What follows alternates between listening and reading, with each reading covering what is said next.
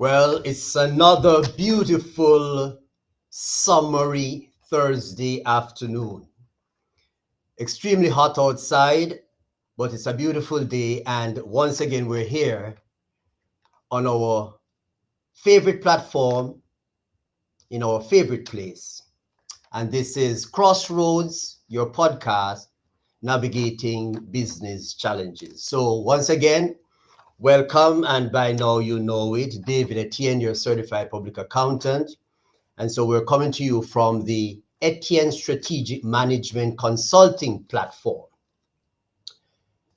I always encourage you to, check our website, check out our various social media platforms, follow, subscribe, like, share, you do the works, and keep engaged in the conversation as we look at some of these very pertinent and relevant business issues, but not just looking at the issues, but looking at the potential solutions. So here we are on Crossroads, navigating business challenges.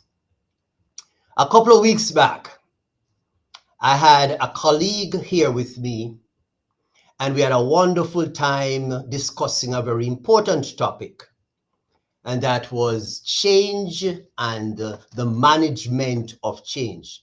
There, then, we looked at some of the challenges and, of course, some of the ways to overcome those challenges. And I had with me discussing that very important topic, Mr. Kerry Bass. Kerry, a friend, a colleague, is the owner and CEO of Making It Reality Consulting. Making It Reality Consulting.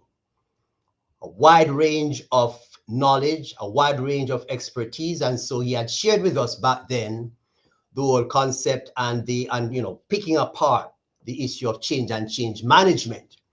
And during that conversation, if you recall, he had teased us by mentioning the phrase, the term societal excellence, because that is another area. As a matter of fact, I get the impression that that is Kerry's key area, that's his focus area. And so we are fortunate to once again on Crossroads have Mr. Kerry Bass with us to address this very important topic of societal excellence. Societal excellence. So without further ado, we're bringing in Mr. Bass. And so, Kerry, my man, happy to have you here once again, sir. Thank you. Thank you. I appreciate you having me again, David. And just Yes, wanted sir. to correct the name of the company is Potential to Reality Consulting. And our website is Okay. Oh, I www.makingitreality.com. see. Well, thank Yeah. you very much. Okay. Yes. Okay. That is great. Yeah. All Thank right. you for allowing me to say that. It gives me about my quick commercial. Yes, sir. Yes, sir. That's wonderful. And as a matter of fact, as we usually do on the podcast, is that at some point in the program, and at the end too, we provide you, our listeners, with all the necessary contact information for our guests. So thank you very much, Kerry. Well, since I had you on the program just 2 or so weeks ago, I'm very grateful to know that you could facilitate us at a short notice. In my introduction, I mentioned, and as you know, that our focus this evening is basically on what is referred to as societal excellence. Societal excellence. In several discussions that I've had with you, I hear the passion that you have for this area, and you have been doing quite a bit of work in this neck of the woods, and still more to come. So today we want to get an understanding, basically, a broad understanding of this whole concept of societal excellence. What is the driver? What brought about the need for that focus? And later on in the program, we will certainly be looking at some of the challenges that you must face in terms of, rolling out this. So to begin with, societal excellence. What is that all about? Well, societal excellence is a conceptual model and framework that I'm working on to be able to merge the principles of quality 5.0 and the further enhancement or extension of where industrial society is going. Matter of fact, there's a concept introduced by the Japanese Cabinet of Science and Technology in 2019 called Society 5.0. And the definition, working definition that I have incorporates that definition or aim of Society 5.0. And that societal excellence is the work of producing a human-centered society that is producing balanced economic benefit and social well-being for all stakeholders. And that is accomplished through a system by integrating cyberspace and physical space and our physical and our societal social well-beings in conjunction with enhanced information technology and a humanistic focus, philosophical focus on the purpose of the organization and the society. That's a lot of big words. And that's fine. That's fine. Well, embedded in those big words, I'm hearing two words, and generally they, in my mind, and I suppose in the minds of a number of members of the public, we see those two concepts at odds with each other: economic and social. And here where I'm going with this.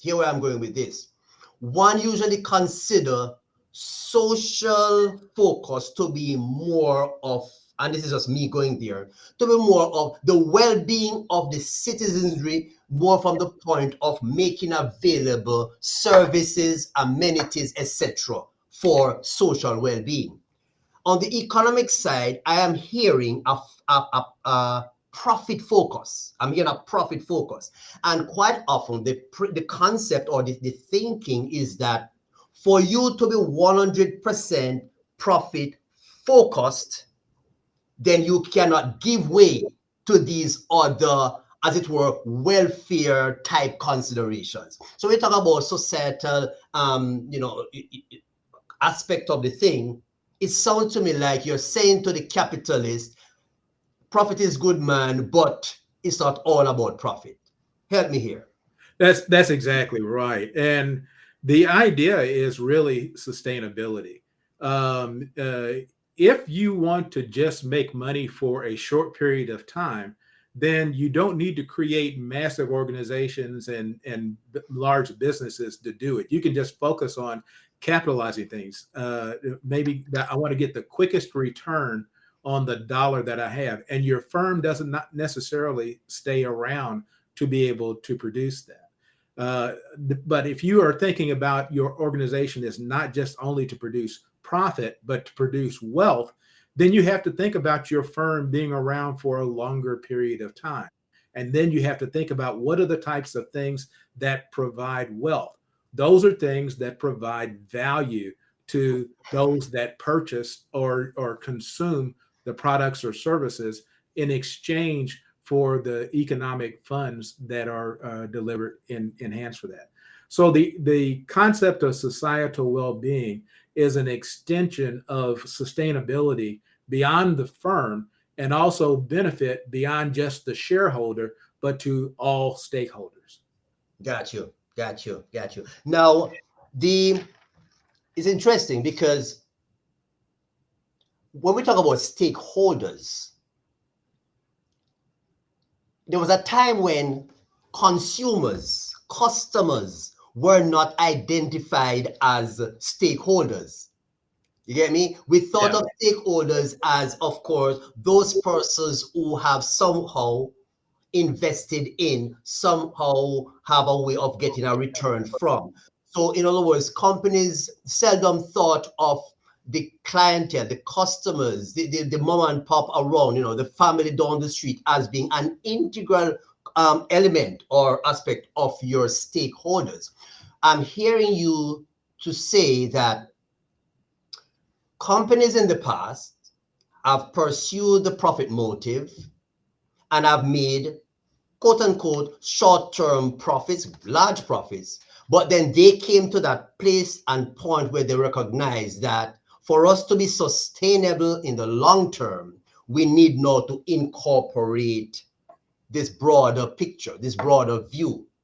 So, with that said, you would need, therefore, to have a buy-in so that society at large is convinced that there is something in this new paradigm for me in Yeah, order for them to cooperate with this new initiative.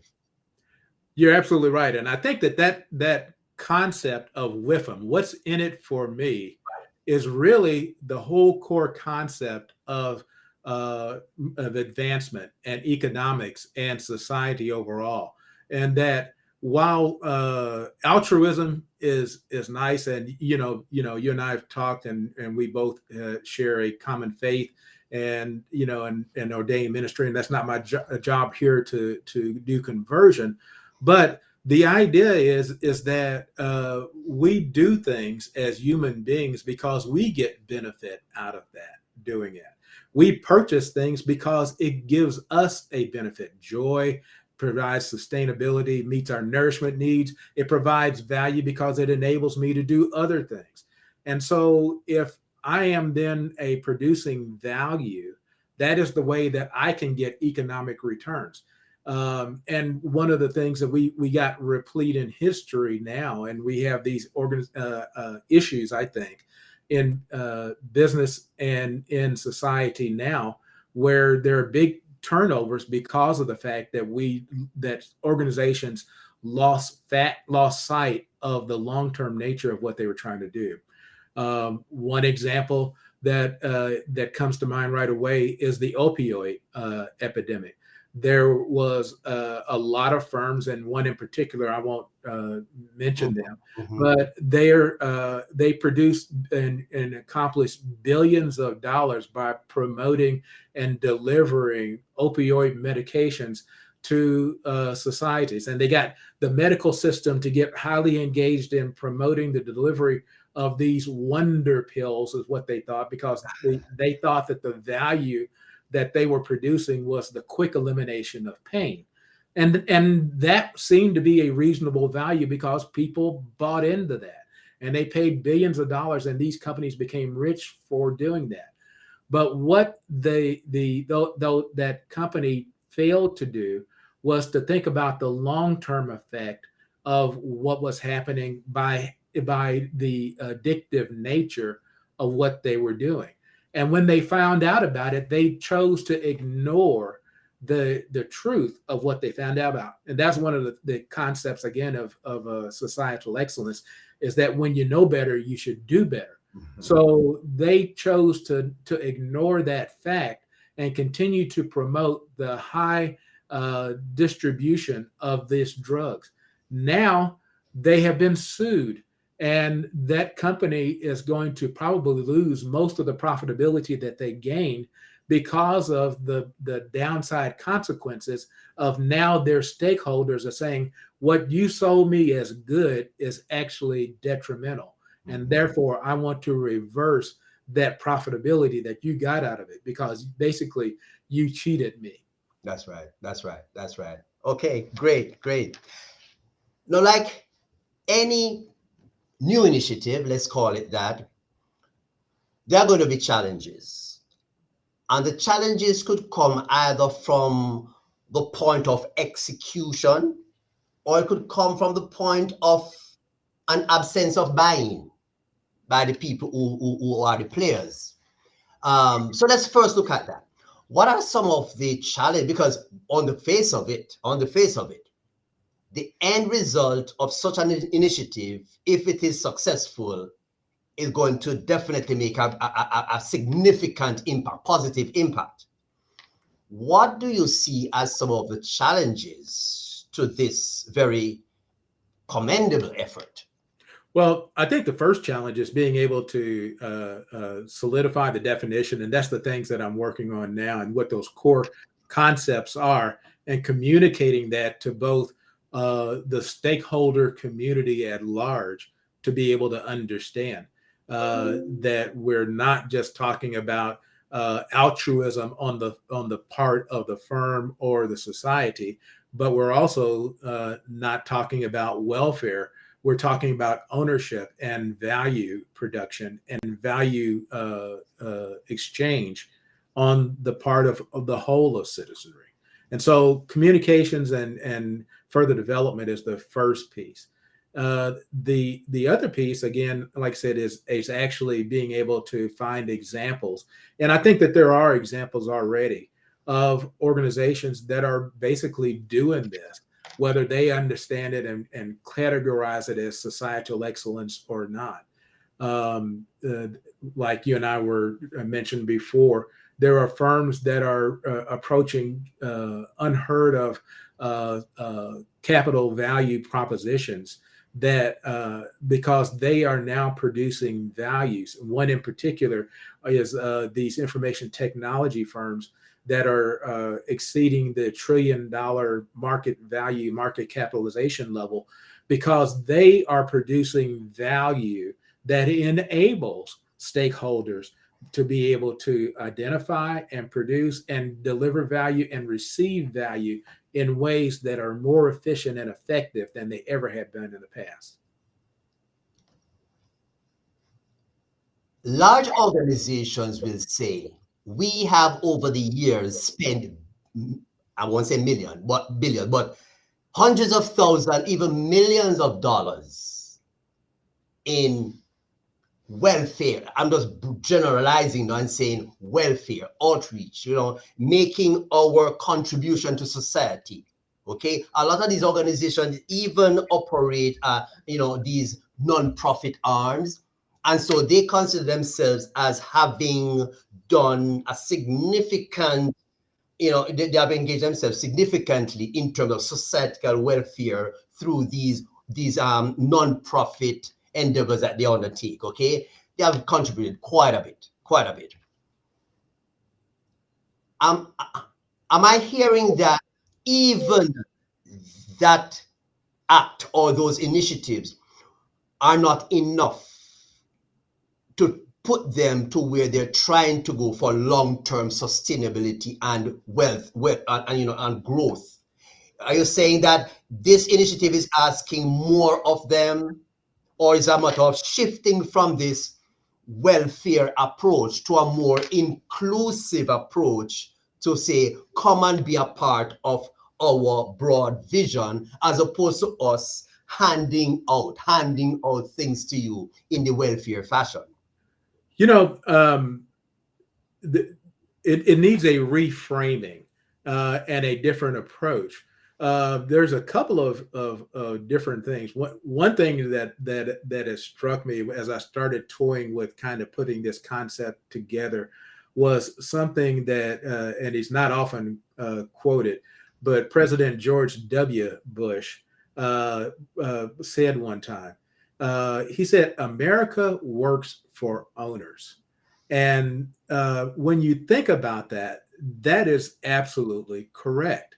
And the idea is that if you look at the Constitution, and the preamble to the Constitution, the reason that government exists is to be able to promote the well-being of society at large.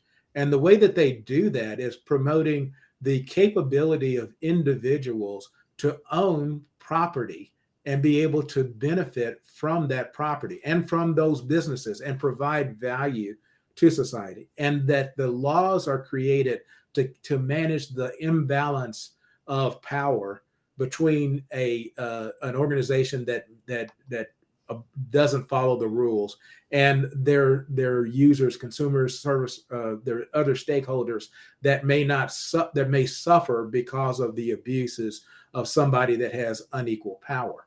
So the idea then is that if you think in terms of trust fund babies, trust fund, what is the difference between a welfare recipient and a trust fund baby? And the difference is, where does the money come from? Because they don't necessarily do anything differently. A welfare recipient or a trust fund baby, they don't necessarily behave differently or provide anything differently. It's the fact that the trust fund baby is thought to be an owner of resources, owner of capital. They own the methods of production. They don't do the work of production. They own the methods of production. So in this new framework that we're talking about, we need to think in terms of massive ownership, massive capitalism. And I'm not necessarily talking about old socialism and old communism that is proven to be not deployed practically and capable of being sustained.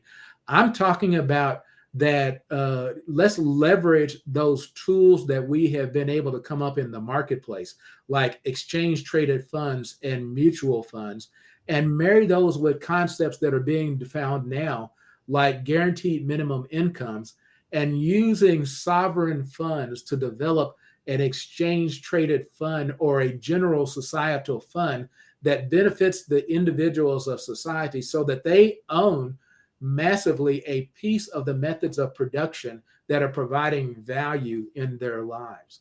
And so therefore they don't have to depend on the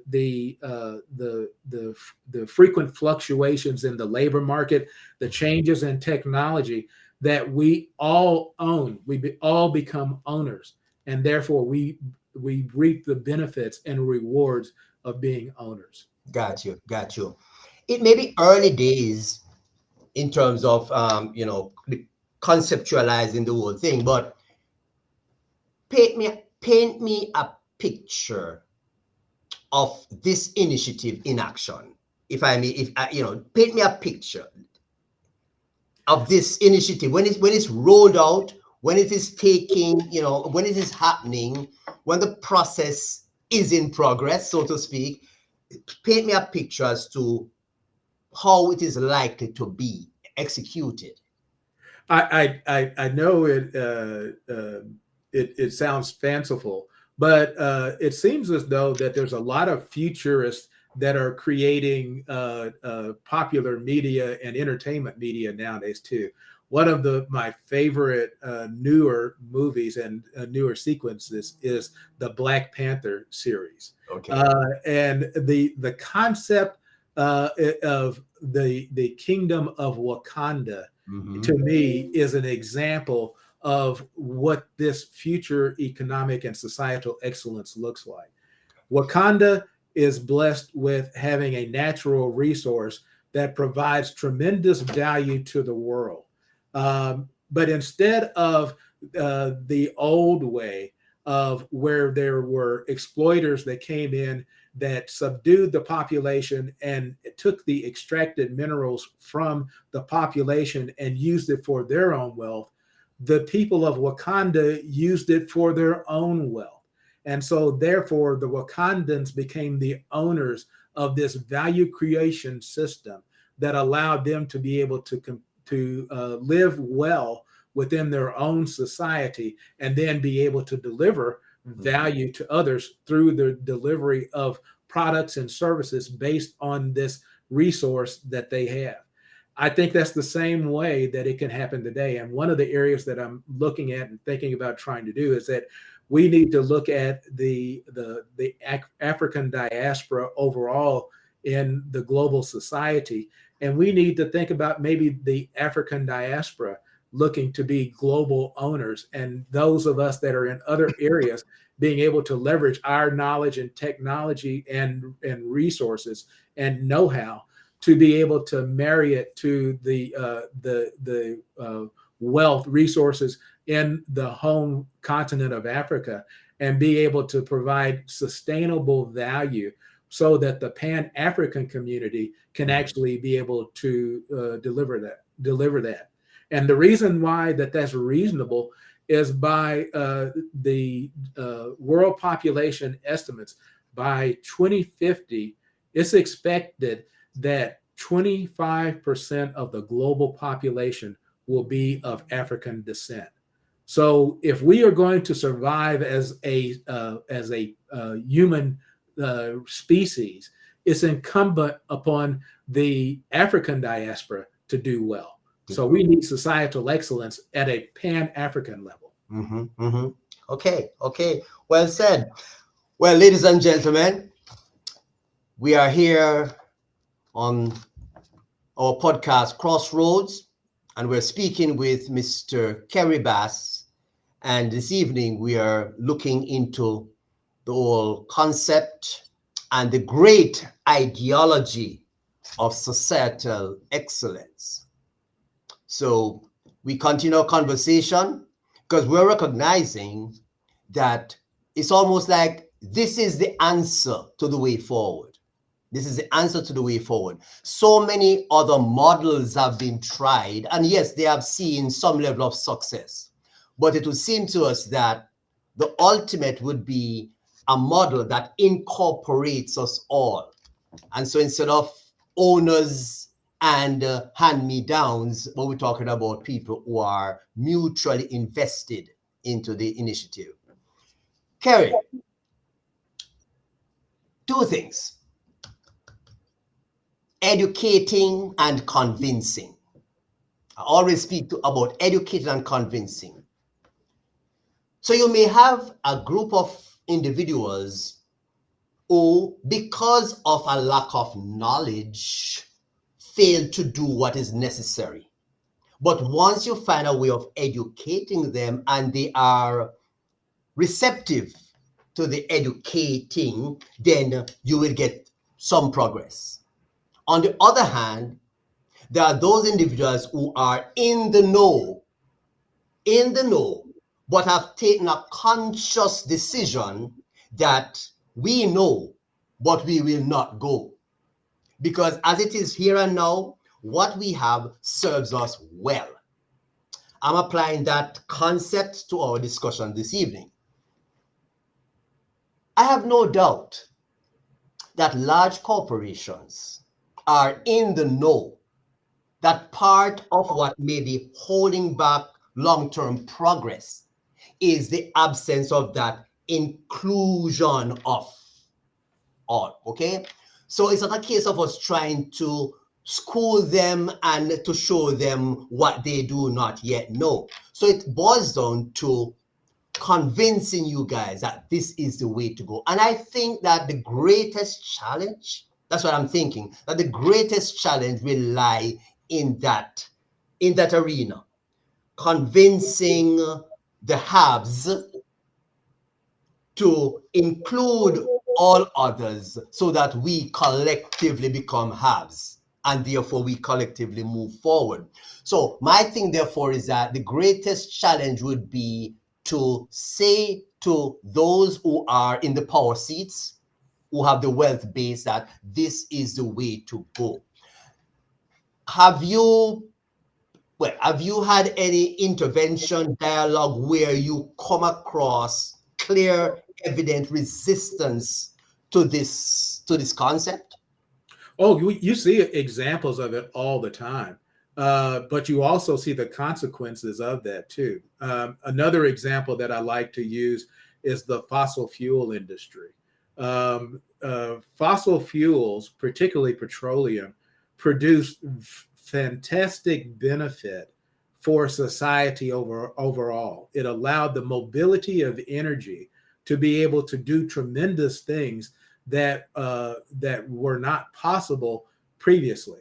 Energy was able to be concentrated and moved, and even to have locomotion. For you have things like airplanes and all that sort of thing that would not exist had it not been for petroleum-based products. But what we and those petroleum producing countries reap tremendous wealth. Look at around the world today, and you see that there are a lot of countries that have petroleum wealth, even though they may not necessarily have it equitably distributed amongst their societies overall. But petroleum-based wealth has produced tremendous good for several different organizations in the United States, Saudi Arabia, some countries in Africa, some countries in the Americas that produce petroleum. They had basically that Wakanda basis system.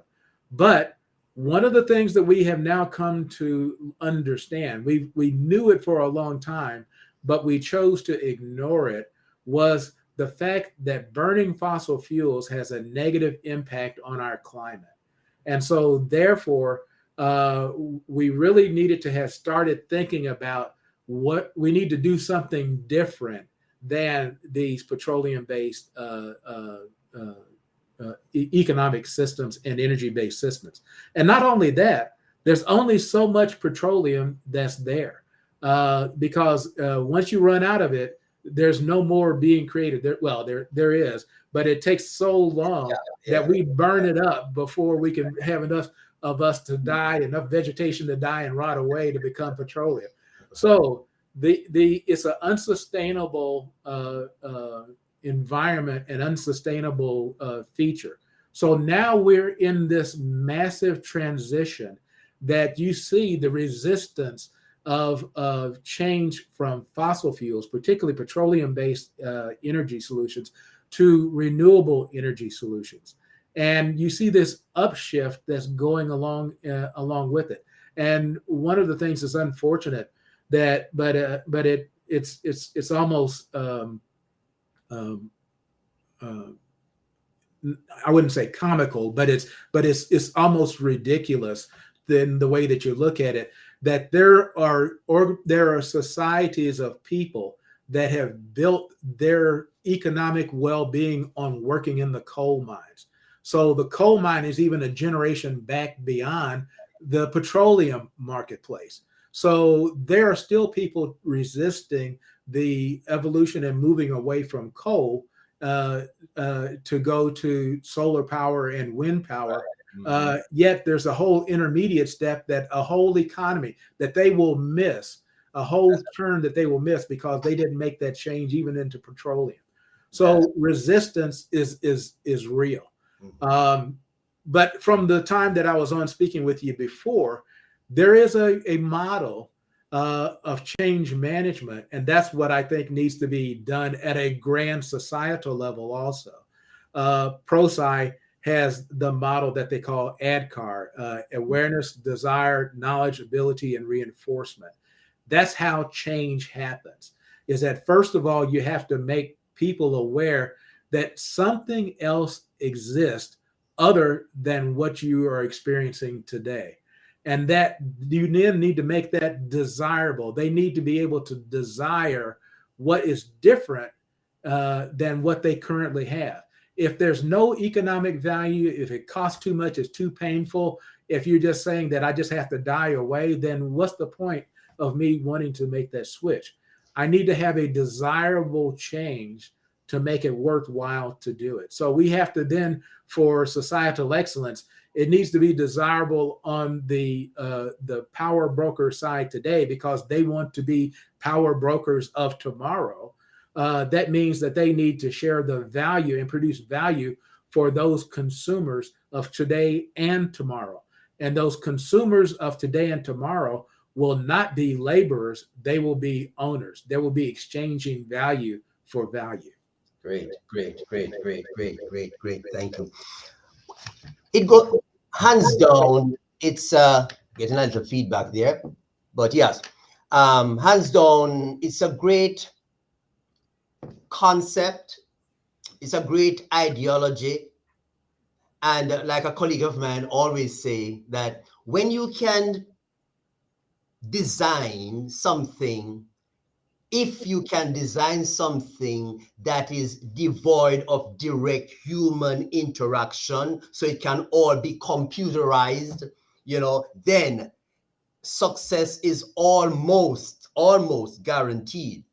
Once you're talking about things that are heavily dependent on the human idiosyncrasies and preferences and limitations, then yes, that is where the challenge. I can see that this is one such thing, because you, at the heart of it, you're speaking to a willingness of the person, a willingness of the man, of the individual, collectively, yes, but a willingness to say, okay, we recognize that there's a better way. And as you've made it so clear, that there's a better way and we're willing to go there. Bearing in mind that some of these things are long term. That's the other thing too. Some decisions we make, you can actually see the result, the outcome, the positive outcome of it in the very short term. Now, are we talking about some long-term investment going down this road? And when I say, if we should say the powers that be decide, okay, this is the way to go, gentlemen.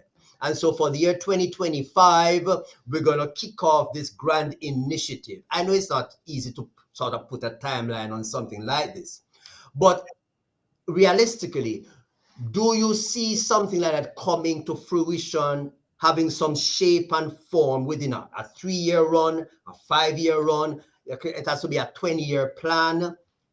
I'm trying to get a sense of how early would individuals be able to see, okay, oh, this thing is working. Oh, this really is the way to go. Because as you had helped me to understand, as a matter of fact, when we spoke the other day on the other topic, the term you used was something fatigue. Remind me, when we're talking about change management, you mentioned about something Change fatigue. change fatigue. Great. It's interesting how that discussion we had is linking itself to this discussion, because once again, we're talking about a concept that is not an overnight stuff. It is an overtime thing. How likely is that change fatigue, which could be a 5, 10, 15-year run, is going to work negatively against, because we all start out very excited. Oh yeah, this is the way to go. I can see it. And then 3 years and 5 years and 10 years. So back, well, the question I want to ask, if it's a 20-year plan, is it reasonable to say that with the correct approach within the first 3 to 5 years, one should be able to see some indication that we are on the right road to achieving what we set out to achieve? There are frameworks, and that's where I'm going. This is not just a total jump off from something that we have not necessarily started before. There are concepts that are already in place that are foundational to be able to do this. One of them is operational excellence at a firm level, where a firm is implementing the principles of quality management. They reduce waste and they reduce production costs and reduce the cost of sales and fulfillment. That's how they produce profitability, and they produce valuable products and services in an efficient and effective way. And that is the foundations for that. So the next piece of that then gets to be what we're already starting to work with, of having to re-engineer supply chains, such that we went to a overcorrection where there was too much outsourcing of supply chains, and there was this economic concept of competitive benefit, where basically a particular provider or country or whatever would be better able to produce a good or service than a production locally. Well, we found out that in times of crisis like the pandemic, that you need to have some means of production of some of those goods nearshored or your own control. So therefore, we're re-engineering our supply chains to be able to be less fragile and less dependent on a foreign delivery mechanisms. Mm-hmm. So we're already moving in those areas. What we're talking about now is changes in policy and changes in focus to be able to think longer term.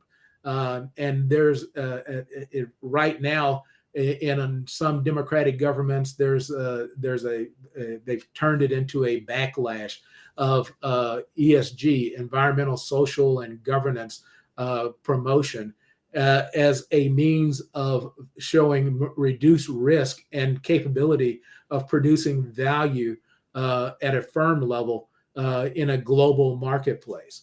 So those concepts already exist. We just need to extend those and put in place policies that allows us to see benefit at a societal level and at the human individual level from those firms and those governments having collections of companies that operate with high levels of ESG, high levels of value, great sustainability, and being able to weather risk, such that I like this term by a called anti-fragility, where basically that we understand that there are shocks and there are unknown unknowns, but we also know how our systems work and we know the fragilities.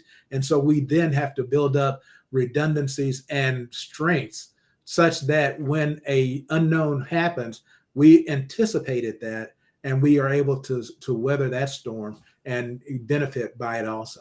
Great, great, great, great. Kerry, my man. Well, I showed my listeners that on the first introduction that I had with Kerry, getting, acquainted, I remember clearly saying that I am the big picture guy. I remember that term, he used it. I am the big picture guy. Of course, Yeah. I being an accountant, a certified public accountant, Kerry now is saying, no, I go big, the big picture. And it doesn't get any bigger than this because really, oh yeah, this is really something that we talk about a global impact, you see. And so, Kerry, very much appreciated. And listeners, I like to remind you that we focus on inviting people on this program who are, yes, you may say cliche, but it is true, subject matter experts, people who know what they're talking about, okay? Because what we intend is that once we're through touching on these very important topics, I know that some of our clients there will definitely want to have some one-to-one further discussion. And so we have all information for Kerry. You see at the bottom of the screen his website, number. Okay, so Kerry is a big picture man consulting firm. All right, a lot of information, a lot of resources there, and so you can always find. There it is on the screen. That's my man, Kerry, and I'm going to get the company correct this time. And it is what? Potential to reality. Potential. You have the number, you have the website, and therefore make your contact with Kerry, have a discussions, and get things happening. Kerry, it has been a pleasure, my brother. Thank you very, very much for joining us. Thank you. And look forward to much more. And I said it before, and I'm going to say it again. We have covered 2 areas thus far. Take it from me, listeners. There's a lot more in that bag. There's a lot more coming from Kerry. But down the road, we'll be talking on some other pertinent and very important topic. So thank you, everyone, for joining us on another episode of our podcast, Crossroads, Navigating Business Challenges. So until next time, stay safe, work hard, be successful. David Etienne and Kerry Bass saying, have a wonderful evening and bye for now.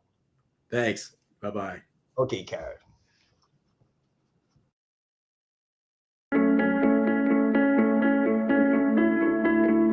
Go to etnstrategicmc.com. Check out the latest episode of Crossroads, Navigating Business Challenges,